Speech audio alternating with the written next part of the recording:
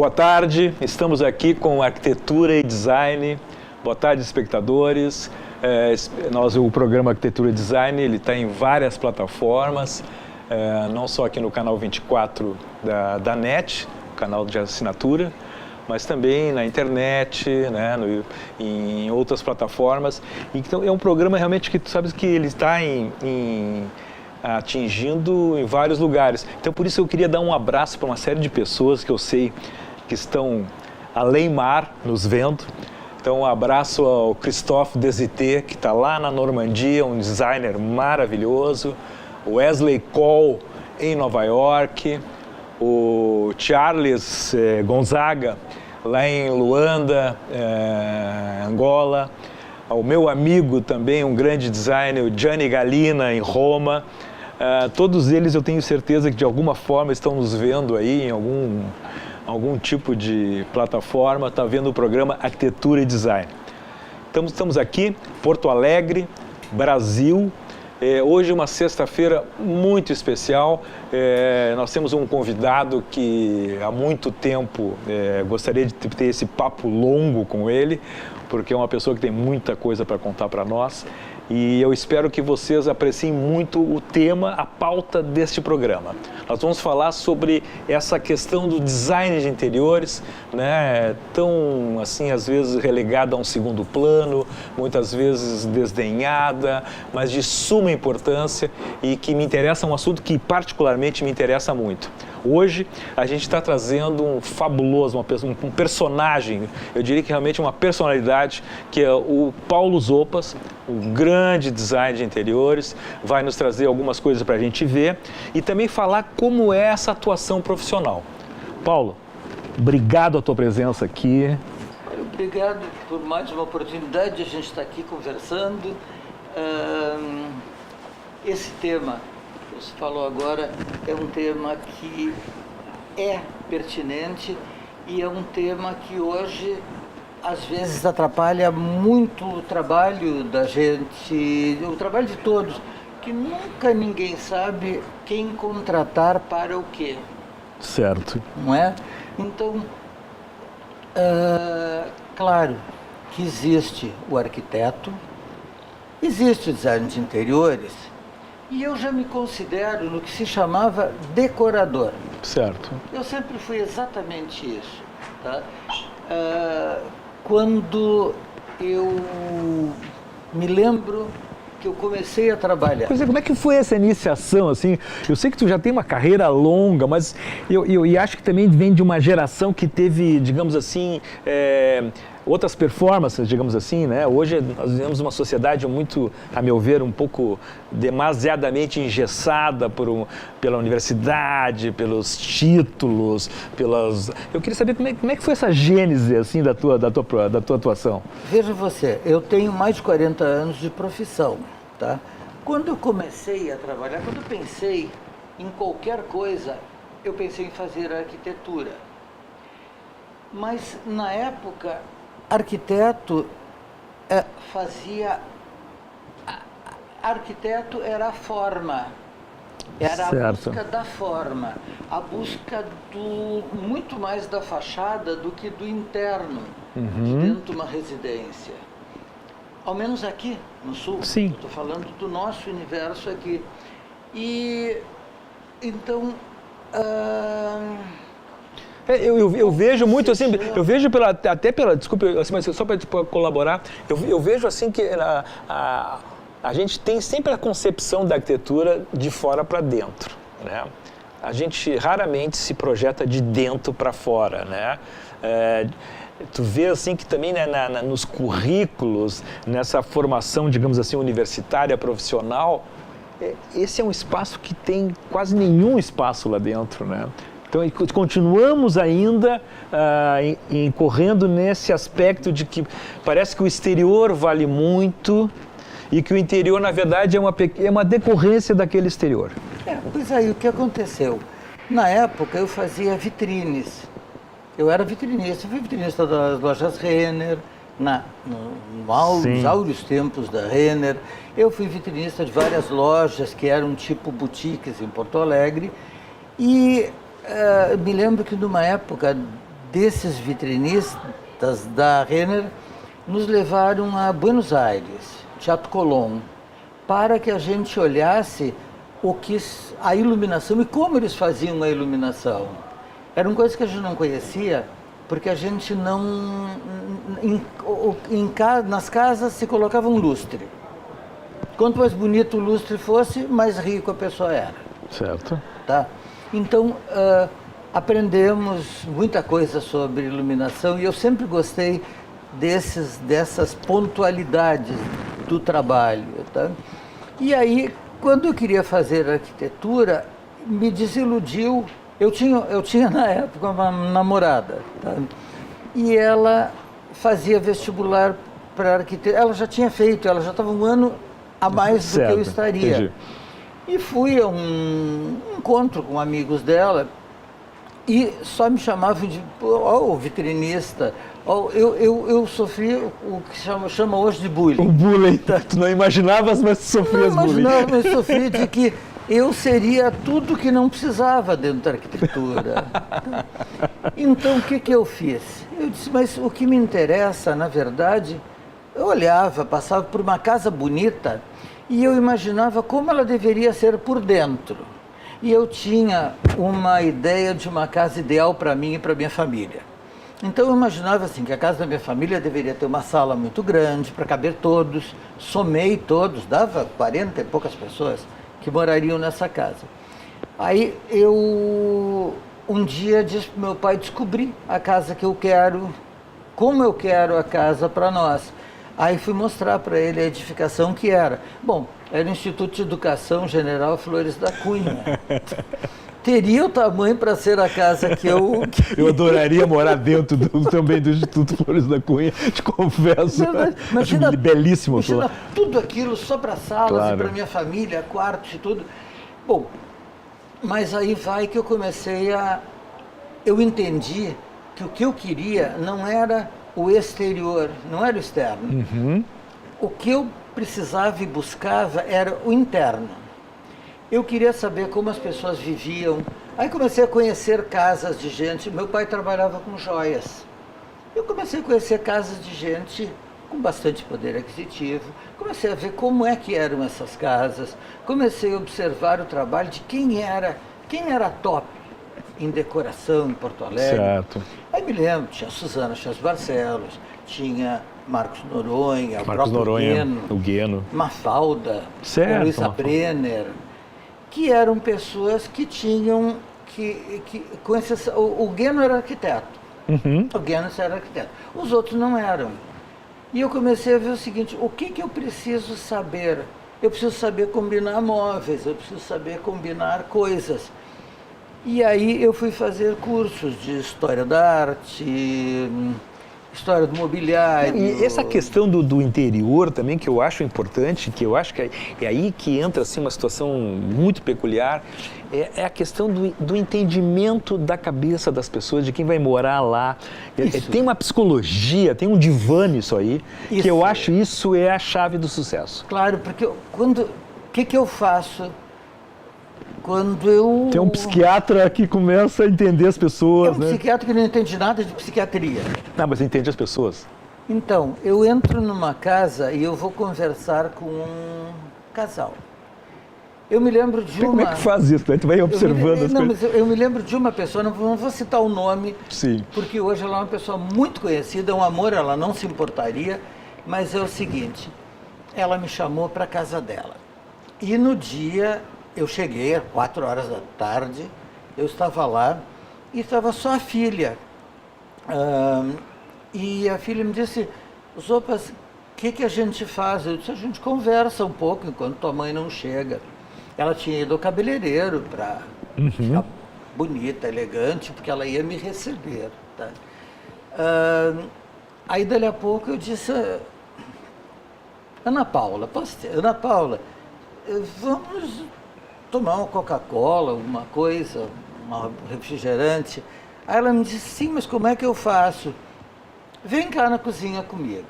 Bom, dali a pouco, quando a mãe chegou, Ela quase desmaiou, porque ela nos viu numa mesa no meio da sala, em cima de um tapete. Na época se usava aqueles pelegos, sabe? Certo. Em cima de um pelego, eu e essa menina, Ana Paula, os dois sentados em volta da mesa, cheios de pacotes de Cheetos, que não era Cheetos, eu nem me lembro alguma como coisa era o nome qualquer. na época. Mandiopan, qualquer coisa. Uma garrafa de refrigerante, litrão, copos, e nós na maior conversa possível. Ela olhou, quase desmaiou. Desmontou toda aquela... Desmontou tudo aquilo, ela disse, só um minutinho. Foi lá para dentro, voltou de pé descalço, disse, eu vou sentar com vocês aqui. Pronto, aí eu conquistei o cliente. Tá certo. Depois foram começou a entender outros, também a dinâmica, né? Foram vários outros profissionais lá e a menina não gostou de nenhum mais. Tá certo. Mas o que é entender o cliente. Eu tenho, por exemplo, eu trouxe Pô, e aí a algumas... capacidade de observação deve ser, assim, levada ao extremo, né? Porque no teu entender o cliente, significa observar, significa ver a dinâmica dentro dele na casa, os objetos que ele recolheu, a sua memória afetiva. E tem gente que joga toda essa memória afetiva do cliente fora. Limpa.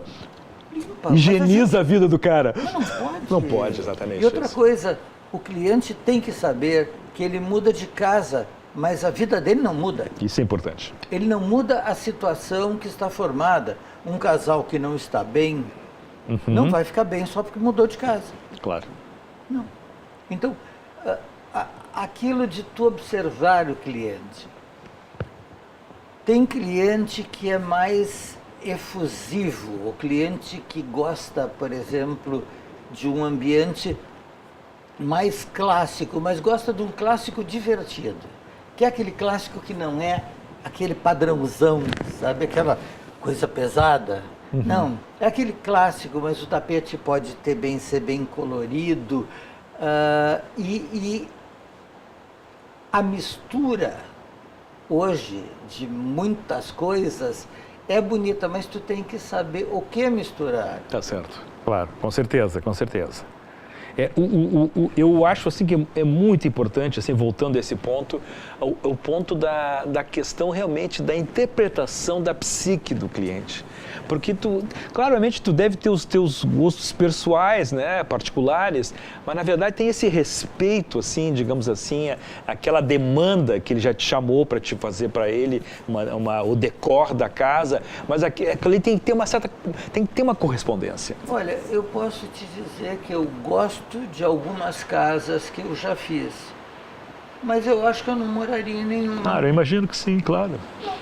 Claro. Porque aquela casa é para aquela pessoa. Claro, claro, imagino.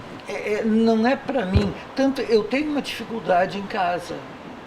Eu tenho uma dificuldade em casa de escolher, porque a minha casa mesmo hoje, talvez seja essa a minha escolha, é uma série de coisas que sobraram de algum lugar.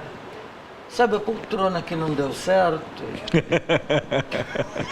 Porque numa época tudo se fazia com... A tua memória está lá então agora. Sim, tudo se fazia com estufadores. E daí a pouco uma poltrona não deu certo, a cliente por algum motivo não gostou, ela está lá em casa. Que ótimo. Gente, nós vamos voltar daqui a pouquinho porque esse papo está ótimo. Vamos fazer um pequeno break comercial, 2 minutos. Nós já voltamos.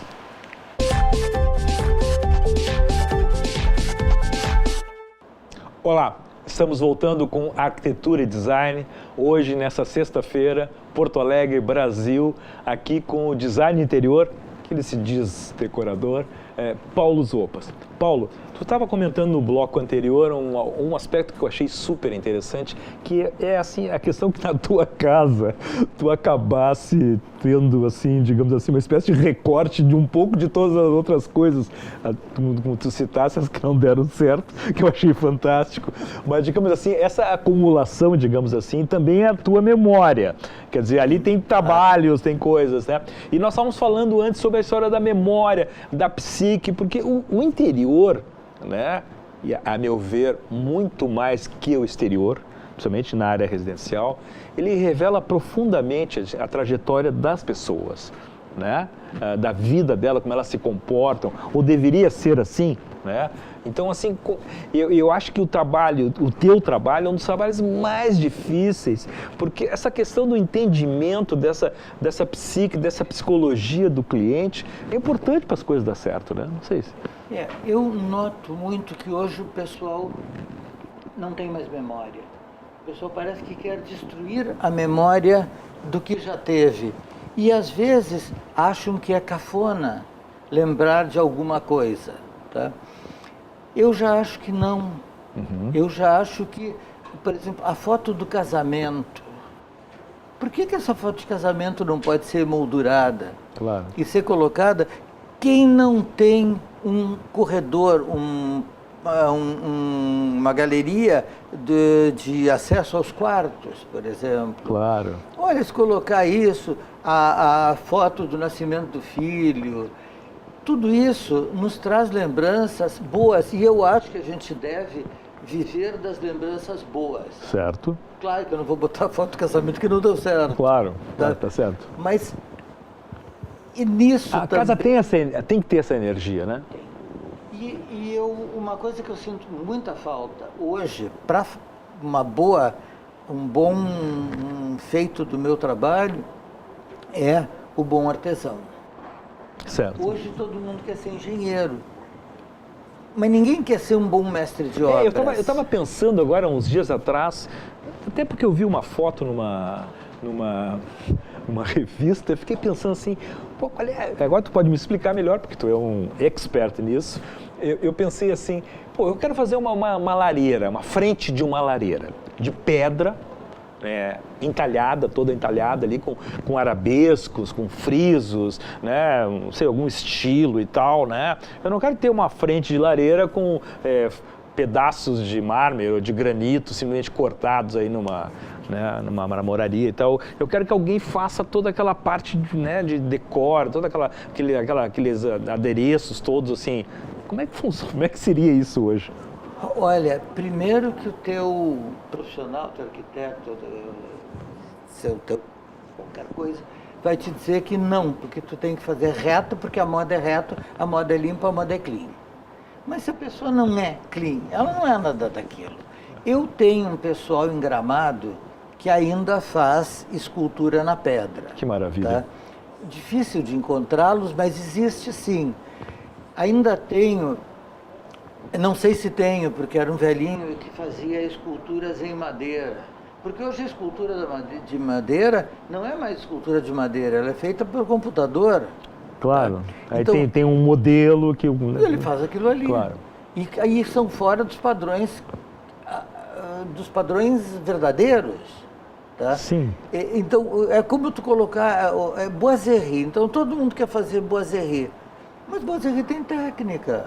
Claro. Boiserie tem que saber como colocar. Não é simplesmente tu largar um frisinho de gesso na parede e depois embaixo não tem nada porque tu só quis aquilo. Claro. Para um pouquinho, tem toda uma técnica. Ela pode ser francesa, ela pode ser inglesa, ela pode ser espanhola, porque são diferentes as técnicas de uma para outra. Imagino que sim. Inclusive as russas, que são espetaculares, boiserias russas.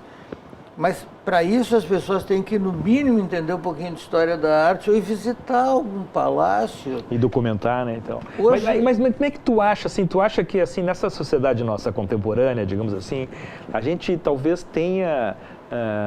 estamos vivenciando, digamos assim, a um declínio, digamos assim, do trabalho manual, do trabalho, digamos assim, do artesanato manual, né?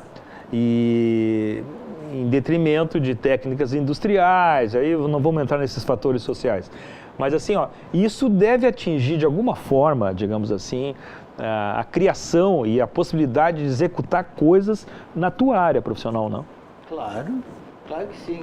Porque hoje, com o advento da linha reta pura, hoje a gente tem uma dificuldade muito grande e um custo muito alto para fazer algumas coisas especiais. Agora, em compensação, para fazer as famosas boiseries, nós temos ali lojas que vendem E hoje é um tipo de um isopor. Sim, é uma coisa plastificada, tal, Que depois feita tu pinta, de petróleo lá dentro. É um Pinta e polho fica igual. qualquer coisa, Claro, né? exato. Que depois tu pinta por cima de tudo e fica uma coisa muito bonita, tá? Toda organizadinha, direitinha. Mas para fazer grandes detalhamentos, aí nós precisamos de desenho. Me dá a impressão que nós estamos no mundo perdendo um pouco dos sentidos. Concordo Por exemplo, plenamente se contigo. nós não temos mais alguém que escreva, porque hoje a gente só... Hoje Claro. todo mundo só digita. Eu quase que falei datilógrafa. Mas hoje todo mundo só digita. Hoje, mesmo quem tem uma mão boa, eu me lembro que a gente fazia as perspectivas Sim, para os clientes croquis maravilhosos. em nanquim aquarela. Claro. Era uma aquarelada. Sim. Né? Hoje também, tu tem que entregar de um dia para o outro. O cliente não espera uma semana para entregar um projeto para ele. Não, começou hoje, amanhã ele já te liga. Como é que é a nossa sala? Nós vivemos num mundo de uma velocidade, né? Que parece que as pessoas agora ficaram nessa ansiedade, que tudo é tão rápido, tudo tem que ser rápido, né? Só que essa velocidade gera mal feito. Tu não tem mais tempo de pensar. Tu não sedimenta, né? Tu não sedimenta mais, tu não dá aquela coisa assim, pô, pensar daqui a pouquinho. Eu mudei um negócio porque me deu um insight quando eu estava hoje tomando café. Tu tem que ter um tempo de metabolização, é uma digestão, né? Ninguém faz digestão em 5 minutos, né? Eu vou falar uma coisa que nem sei se eu falar ou Então não. fala. Mas tu entra numa mostra. Aqui no Rio Grande do Sul nós temos 2, São Paulo tem várias, nós temos 3, 4 mostras. Sim. Tem várias outras aí. Mas tu encontra quase tudo meio parecido. Quando tu sai de um ambiente para outro, parece que é o mesmo. Por quê? Porque as pessoas hoje estão bitoladas no bendito do móvel planejado. Que é o mundo do standard, né? Mas eu vou retomar esse assunto agora, depois do nosso break, sobre essa questão do standard. E aí nós vamos ver, depois do nosso break comercial, alguns trabalhos do Paulo, para a gente poder contrapor essa história do trabalho bacana que ele faz, né, em relação às pessoas e a sua arquitetura de interiores, tá? Já voltamos.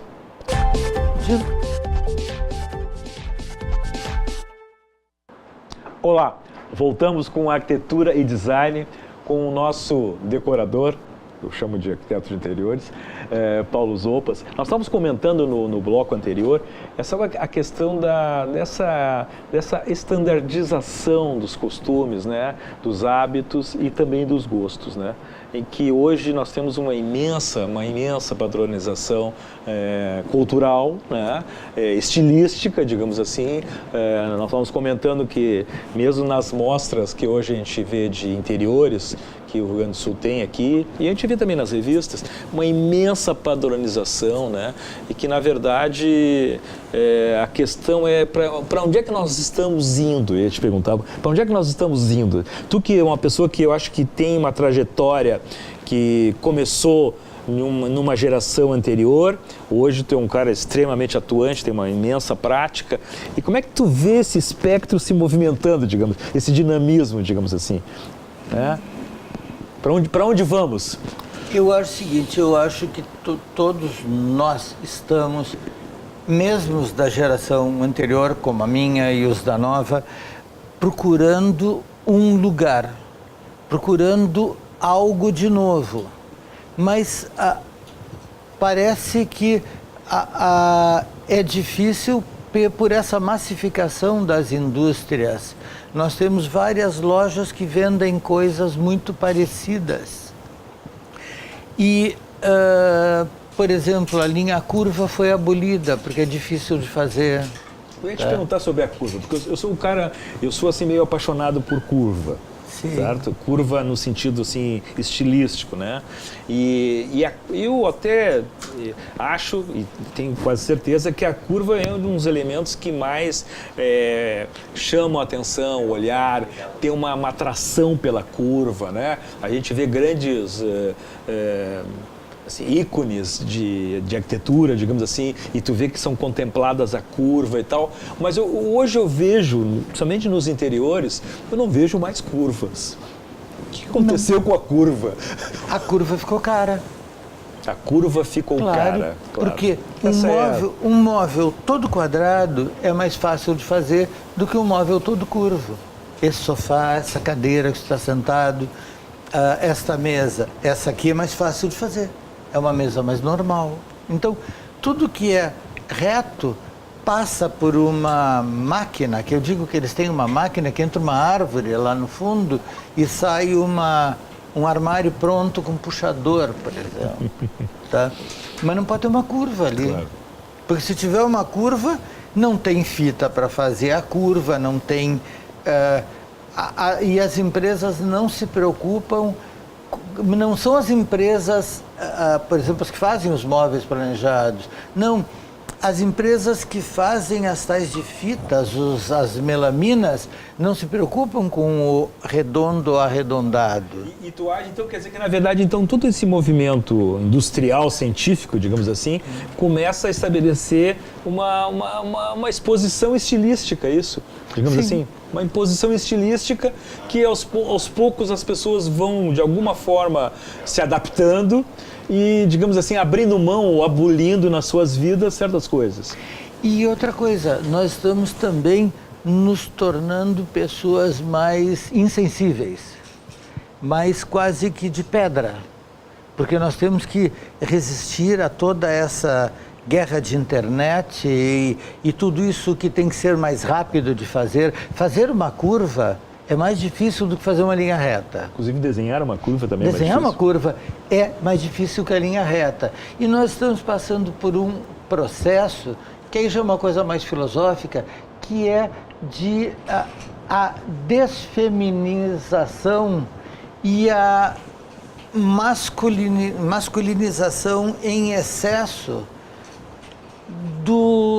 até do modo de viver. Certo, concordo contigo. A própria mulher, hoje, ela já se veste mais padrão. Uhum. Claro que eu não estou falando isso como um todo, mas existe isso. Existe sim, existe. De as pessoas quererem... E outra coisa, o próprio fato de todo mundo querer ser completamente igual. É interessante isso, né? Parece que a individualidade, ela vai perdendo espaço, né? E essa falta, né, filosófica, digamos assim, da individualidade, ela permeia pela indústria, permeia pelo estilo, pela atividade profissional, ela começa a contemplar todas essas áreas, essa falta de individualidade. Sim. E tudo acaba se transformando em coisas muito iguais. Claro que numa amostra você vai tirar alguma coisa de um, alguma coisa de outro, porque quem vai à amostra dificilmente vai para contratar alguém. Quem vai a uma amostra vai para olhar novidades. Pegar ideias. Pegar ideias, e dali a pouco ela faz o roda-forro que eu desenhei, uma colagem, uma coisa lá do Ivan uma espécie Andrade, de colagem, digamos. Faz uma colagem que às vezes um pouco absurdas, mas às vezes ficam absurdas, mas sabe que às vezes ficam muito bonitas. Claro, e funcionam. Com bom senso. Hoje eu acho que mais vai de a gente continuar a incentivar a criatividade, que eu acho que isso é o que falta em muitos, tá? Não ser só aquele trabalho que tem que ser feito de um dia para o outro, porque tem que entregar para o cliente de um dia para o outro. Perde mais um dia, perde mais um pouquinho de tempo para colocar uma mesa que possa se encaixar na outra. Claro. Esse ano, dentro de uma amostra, eu fiz uma mesa, e a mesa, eu pedi uma mesa, e a mesa ficou muito grande, depois eu fui me dar conta, e tinha uma ilha. Daí a pouco eu disse, como é que eu vou colocar isso? Meu Deus, ela vai passar lá para o outro lado, para o ambiente do outro.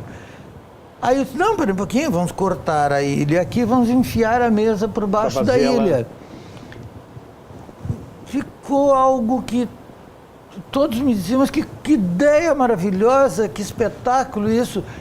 Eu também achei que eu tinha uma ideia maravilhosa, mas Deve ter ficado ótimo mesmo. mas foi a necessidade aquela de que eu tinha que fazer algo de algo ali e agora. De algo que deu errado. Claro. Mas hoje parece que primeiro não pode dar errado. Segundo, não pode ser... diferente. Imagina uma ilha com uma mesa... mas outra coisa, não pode ser estudado. Porque eu não acredito que de um dia para outro tu pegues uma planta de um apartamento e consiga fazer armário, cama, sofá, poltrona, bar, tu podes fazer, gourmet. Mas tu vais usar standards completamente para poder resolver na relação prazo-tempo. E aí, não tem saída. Mas e aí fica uma coisa mas que... a qualidade me parece que ela deve descer lombo abaixo. E aí tu tem aquele cliente que no final diz, ficou bom. Mas é claro. Mas não, que maravilha que é a minha casa, que lindo que é a minha casa. Eu queria ver, porque eu estou curioso, um dos trabalhos teus, o Paulo trouxe para nós alguns exemplos da sua atividade profissional, e eu gostaria agora de mostrar para vocês, telespectadores, esse material todo que o Paulo tem, e o Paulo então vai fazer os comentários em cima dessas obras. E aí, Paulo, onde é que é isso? Olha que bacana esse negócio. Isto ali é o seguinte, isso é uma piscina. Uma piscina? É uma piscina e aquela piscina que o prédio não tinha estrutura, tinha fundações para a piscina, mas a piscina ficou para cima, não ficou para baixo. Tá? Então o que nós fizemos? A gente juntou a casa ali, junto com a Regina Caron, que é arquiteta, né? Porque eu também não me meto de pato a ganso. Eu posso ter ideias, mas eu vou procurar quem execute aquelas ideias, tá? Então, nós colocamos toda a parte das janelas na borda da piscina. E esse espaço que vem para cá é um deck que depois se prolonga ali, ó. Que bacana. Tá vendo? Isso fica ali na Praça Maurício Cardoso. E essa altimetria, esses desníveis ficou interessante, porque ficou quase como um elemento quase que escultórico invadindo o espaço. E a piscina ali tem uma borda infinita. Claro. Tá? Então, tu não tem quase que aquela sensação daquela piscina que é mais alta, que é quase um paredão. Certo, do lado da casa, e que às vezes a piscina está aqui e a casa está aqui. Aí tem um muro, tem um muro, tem uma coisa. Não, essa piscina ficou vista de... Essa é a sensação de dentro da piscina. De dentro da piscina. Que maravilha. De que tu tens, ali na... Esse prédio é bem conhecido até, na Pátio Chagas. Muito bonito ficou. Isso, olha que lindo isso. Isto já é um 3D, Paulo. Não é ainda o projeto completo, tá? Esse 3D foi montado em cima de móveis específicos de empresas que têm bibliotecas que a gente pode pegar o móvel e colocar ele... certo. Já fornece um modelo para poder... Fornecem o modelo e o tamanho dentro da proporção certa. Que legal. Então, são poltronas, aquele sofá. O que me chamou a atenção nos projetos, desculpa te interromper, mas é a iluminação. Porque assim, eu vi que ela é bem pontuada ali, assim, ela tem uma questão até teatral, como tu falaste no teu início. Eu tenho pavor. E eu, particularmente, quando eu entro nos lugares, eu vejo tudo iluminado, assim, um ambiente meio de frigorífico, assim, né, aí são duas coisas. Né? Uma é a iluminação em excesso. Outra é a iluminação branca fria. Sem personalidade. Que o pessoal coloca e tu parece estar numa sala de cirurgia. Eu achei interessante essas pontuadas, assim, porque cria volumes também nas laterais ali, ó. Sim. Ficou muito bonito aquilo ali. Porque tu tens que ter esse jogo de sombra e de claridade, tá? Ali nós temos... ali nas cortinas ali, né? Ela tem um relevo, tem toda uma tridimensionalidade ali bacana. Essa sala aí toda tem 70 metros quadrados. Certo. É um belo espaço. Né? É um espaço grande, tá? O sofá que você está vendo ali, que é um Chesterfield, ele tem 3,40 metros. Certo. Esse grande ali. Junto com uma mesa, do lado da mesa já tem um puff. E é uma sala que normalmente o pessoal coloca 2 ambientes. Eu tenho pavor dessa coisa de 2 ambientezinhos pequenininhos, onde fica um pedaço de gente para cá, um pedaço de gente para cá. Sabe que até hoje eu não entendi também um pouco essa questão dos 2 ambientes, porque eu nunca vi esses 2 ambientes realmente funcionarem bem. Porque Não, realmente eles provocam mais uma divisão, uma coisa assim. Não, né? mas é que corretor de imóveis pode dizer o seguinte, Cabe em desculpem 2. corretores de imóveis, mas 2 ambientes, é que nem na praia, que tinha uma praia fazendo propaganda de apartamentos de 2,5 quartos. 2,5 quartos? Sim. Não, mas aí começa a ficar uma coisa... O meio, sabe o que surrealismo entrando nos interiores. Sabe o que era o meio? Era um espaço que tinha entre os 2 quartos, que cavaram ali e botaram um beliche. Então tinha uma cortina na frente, o meio quarto era aquilo. Maravilhoso. Tá. Então... Eu realmente eu concordo muito contigo, assim, dessa espacialidade única, assim. Eu acho que ela é muito mais contundente. E outra coisa, ali tu recebe 4, 8, 10, 12 pessoas com tranquilidade. Hoje não se faz mais, quando se faz uma recepção para mais gente, se usa a parte de baixo, porque todos os condomínios hoje tem suas áreas festas, comunitárias, tem áreas claro. comunitárias. Claro. Esse aí é para um espaço que eu, na minha cabeça, coloco até 8 pessoas, porque a sala de jantar tem 8 cadeiras. Então, é uma relação direta. Mas acontece que tu vê salas de jantar hoje que as pessoas enfiam na parede. Elas grudam a cadeira e a sala de jantar na parede, porque elas querem ter uma sala de jantar para 6 pessoas. Aí, de repente, elas têm um sofazinho de 2 lugares e uma banquetinha. Agora, onde é que essas pessoas vão sentar? Tu tem que ter uma relação entre jantar e estar. Tem algum material desse projeto? Não. Eu acho que tem. Mais essa vista aí. Isso aí é de novo. Eu gostei muito, foi realmente, particularmente, foi da iluminação, certo? Achei que ela dá digamos assim, ela modula um pouco os sentidos, né? Sim. Tem um outro que não apareceu ali, porque eu acho que não deu certo, que é que eu sou meio complicado com essas coisas de internet, que é uma escada.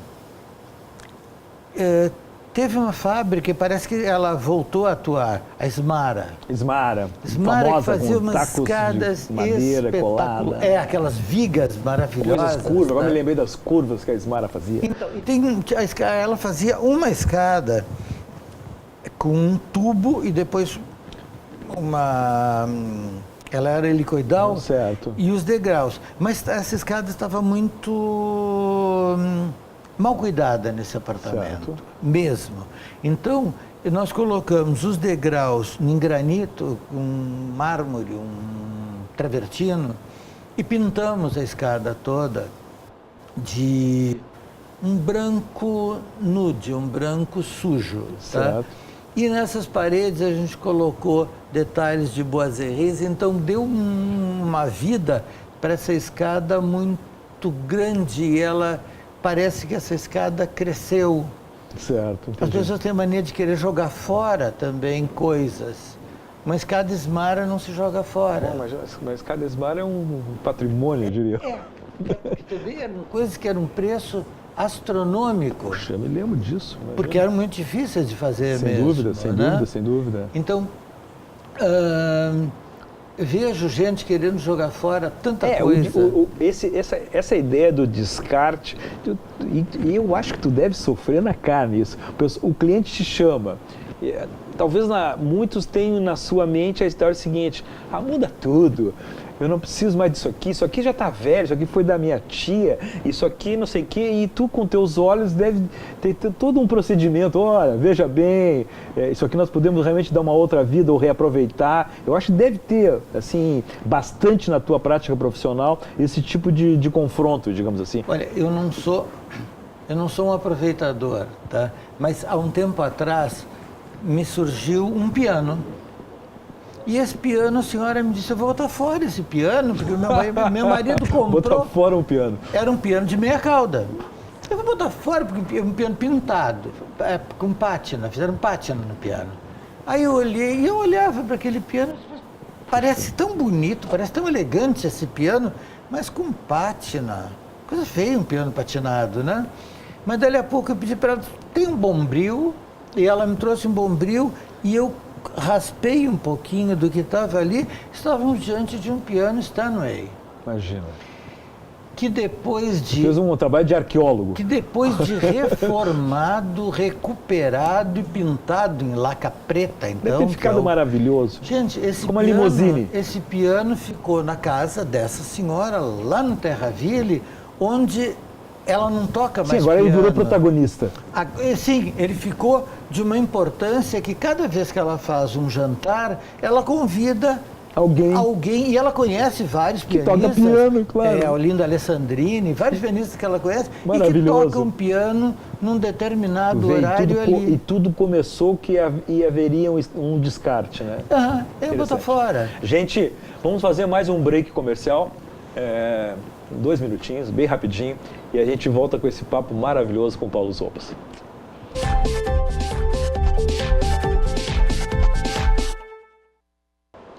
Estamos voltando com arquitetura e design para o nosso último bloco, infelizmente, com esse super papo com o Paulo Zopas. E ele estava contando uma história maravilhosa antes de um piano que ele encontrou patinado no interior de uma casa e que ele descobriu com um arqueólogo lá. Se fosse um arqueólogo, ele descobriu então que era um Steinway.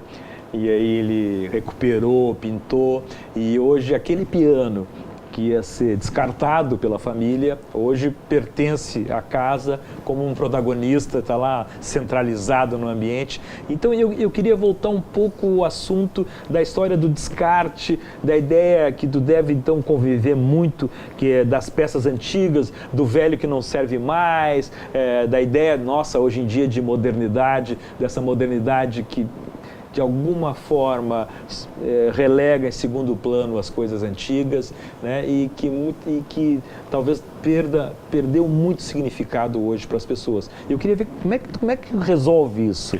Olha, a gente tem que estar sempre se reinventando. A gente tem que ser mais ou menos como um camaleão, como me disse uma amiga esses dias que eu era, tá? Porque se eu ficar sempre fazendo a mesma coisa, eu vou parar no tempo. Claro, e a gente não pode parar. Então, uma das coisas que eu faço, eu sempre tenho gente jovem trabalhando comigo. Claro. E uma coisa boa que também, o ano passado eu estava me achando um pouco velho, tá? E comecei a conversar com a garotada, que eu chamo, de uma maneira carinhosa, de uma mostra que eu fiz em Porto Alegre, tá? Todos querem saber, eles perguntam, eles se interessam por como foi o começo, como era há 50 anos atrás.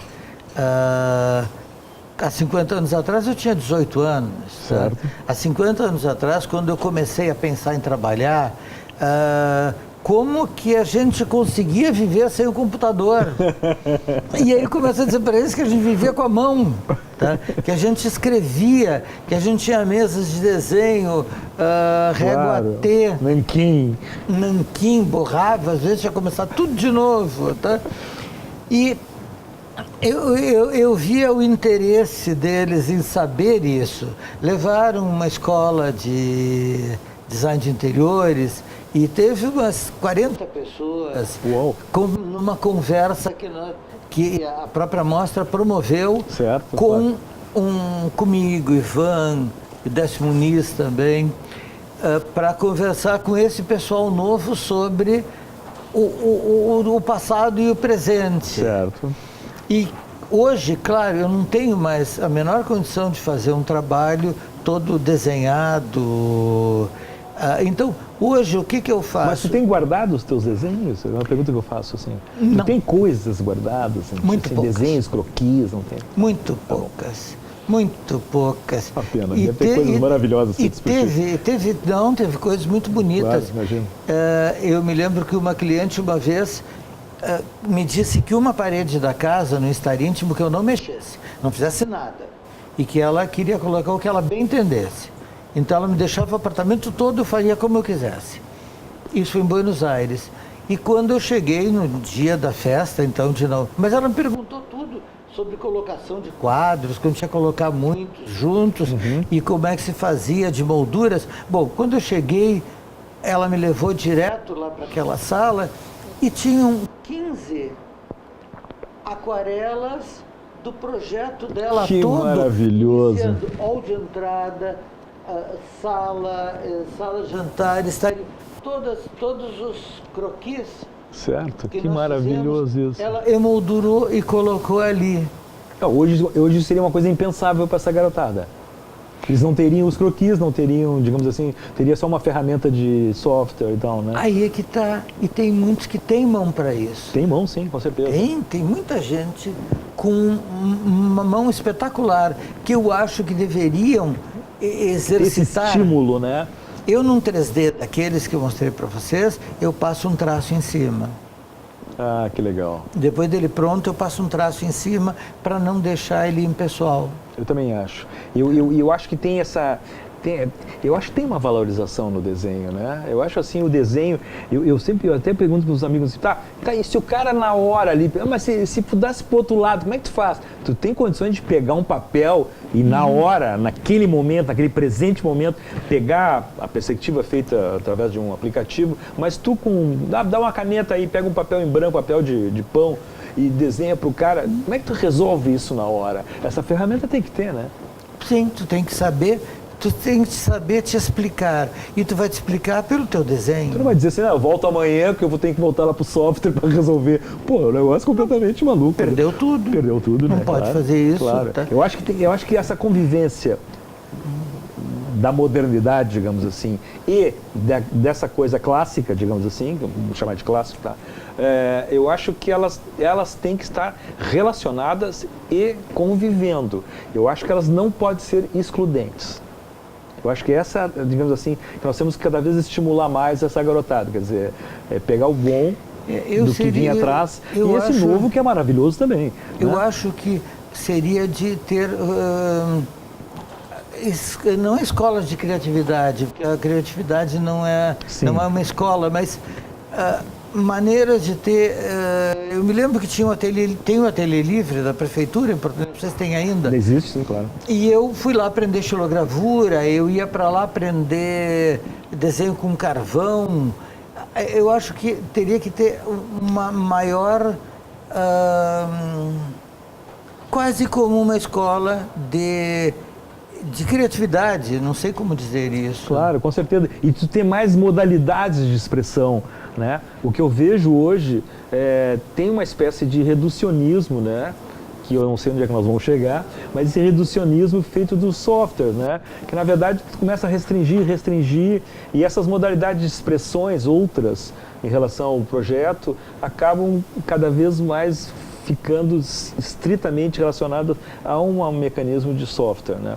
Então, mas como dizem que tudo vai ter uma época de início, depois ele tem um apogeu e depois as coisas recomeçam, eu acho que nós estamos no apogeu da era digital e quem sabe... Um certo deslumbramento, né? Talvez excessivo, né?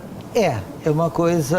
E depois tem essa curva que ela começa depois a decantar um pouco. E que todo mundo já está começando a se interessar um pouco mais sobre peças, porque daí a pouco eu vejo vários profissionais já colocando alguma peça bonita, antiga como um detalhe. Certo. Gente, o tempo acabou. Infelizmente, estava ótimo aqui. Eu ia pegar o Paulo Zopes aqui e ficar mais umas 2 horas conversando com ele, mas o nosso programa chegou ao fim. Espero que tenha sido do gosto de todos vocês. E nos encontramos no próximo programa, então. Muito obrigado a todos vocês.